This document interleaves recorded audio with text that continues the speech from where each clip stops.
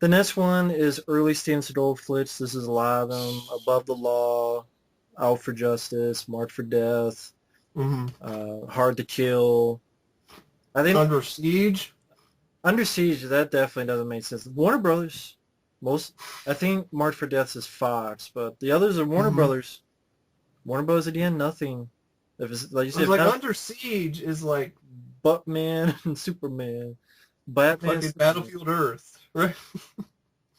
and you know, even new films they do it now. But I'm glad they did The Lost Boys, but cool.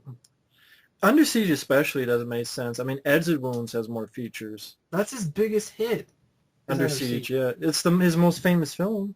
Yeah. Andrew Davis. I mean, Hmm. I guarantee you, Andrew Davis.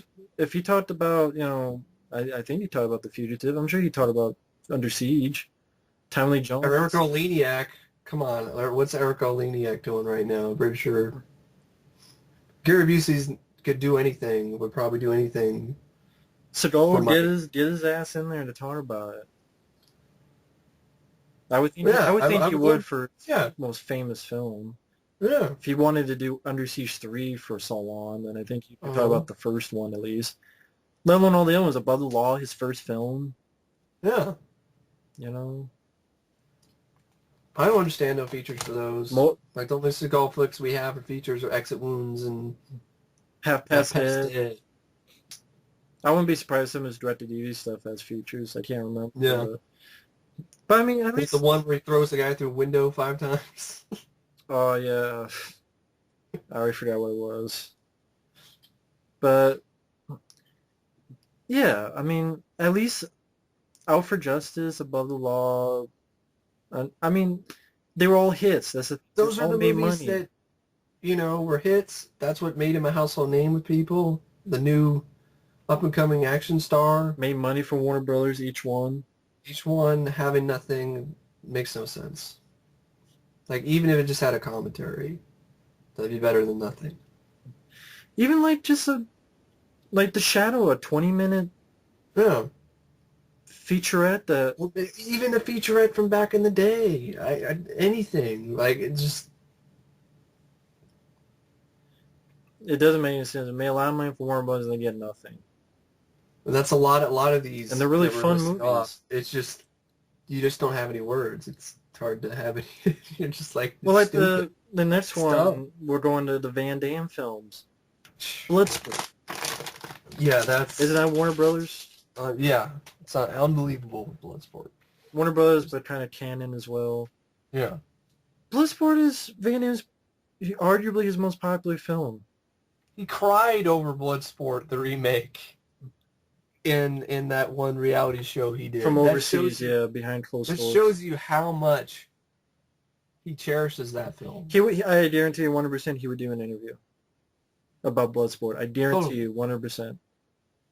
And you get some of the fighters, some of the people who were Yeah. Bolo Young, Donald Gibb, the director. I don't know what happened to the director, but get some of the actors, get some of the people behind the scenes. I don't care if it's this bullshit about Frank it's not a real true story or whatever. I don't care about the movie. Yeah. If it's popular enough to do a fucking remake, like most of these are getting remade. Or spin off like 3 2, 3, 4. shitty sequels like Bloodsport 4, The Dark Kumite. Bloodsport is one of the most popular martial arts films ever. That's just a Yeah. fact. Some people would say it's the best martial arts movie ever. And nothing Yeah, nothing at makes no all. sense. This is going to sound controversial, but if Enter the Dragon can get it, this film should be able to get it. I think, I gotta be honest, in my personal opinion, You like Bloodsport better. I like Bloodsport more than Enter the Dragon. I would, if I, I'll be that guy, but... well, if I had to pick,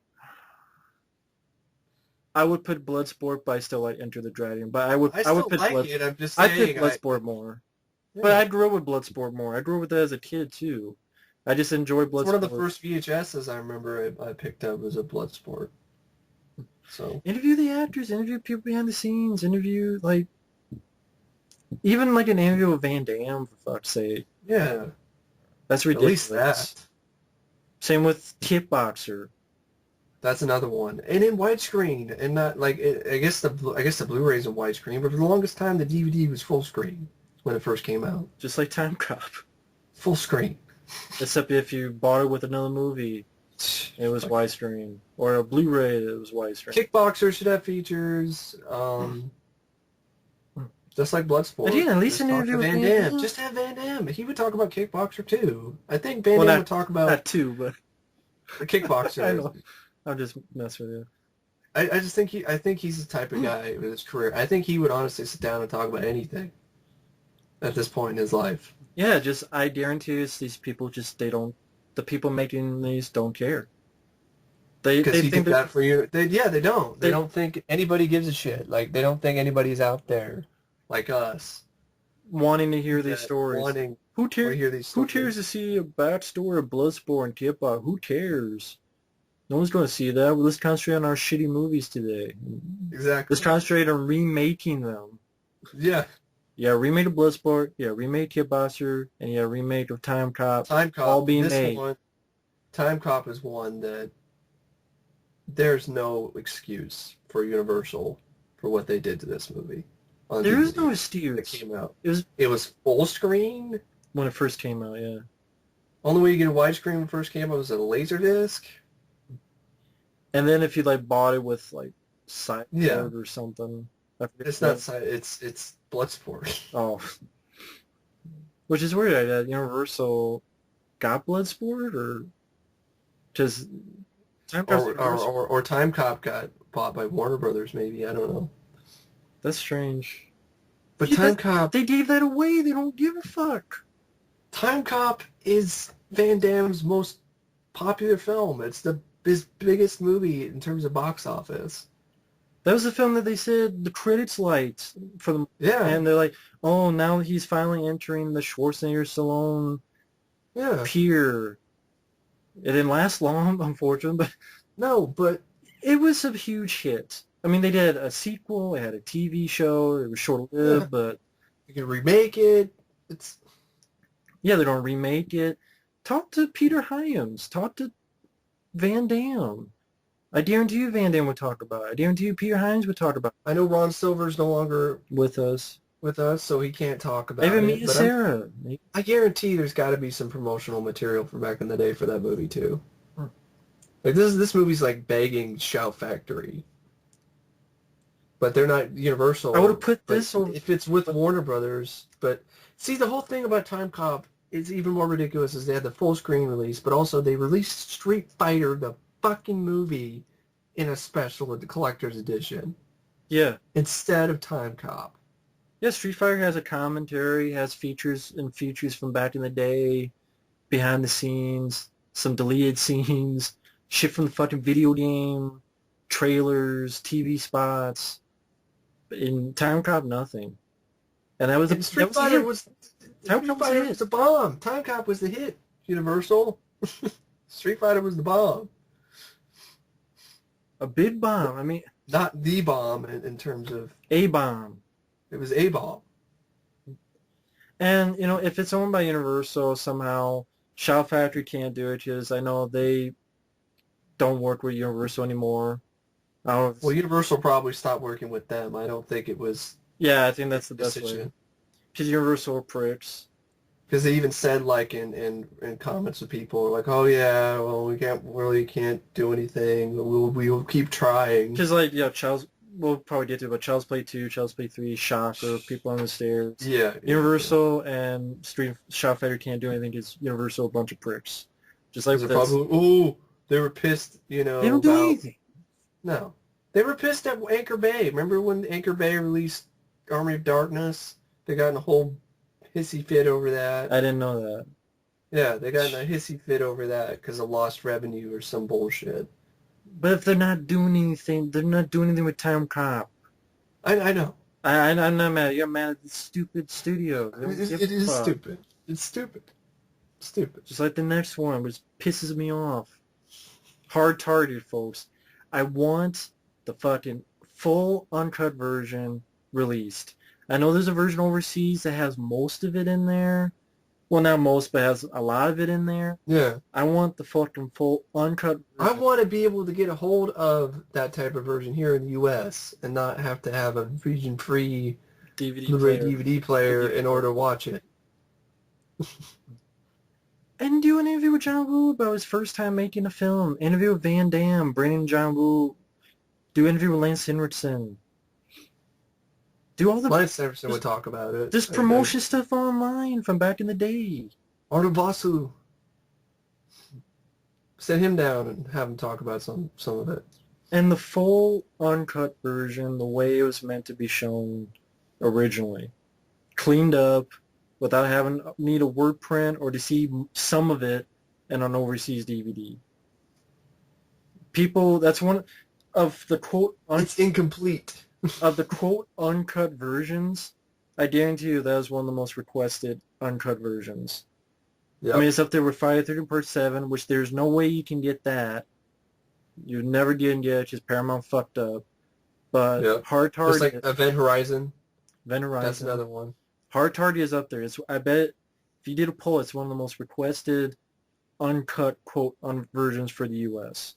Because Event Horizon, they just let it rot. They cut it on they cut the scenes out and did nothing with it. Just let the film cells just rot away. And it makes no sense. Just like Hard Target, it makes no sense. At least Event Horizon has a good DVD and Blu-ray. It's just Hard Targets did nothing. And then in the U.S., you only have the theatrical version. It's not terrible. It's just I watched the work print, with my friend here, and I was like, holy shit, some of the action scenes in this, like, there's even more to them. A lot more. And barely anybody seems to, there's a lot of people in the mainstream don't even know about it. And they don't care.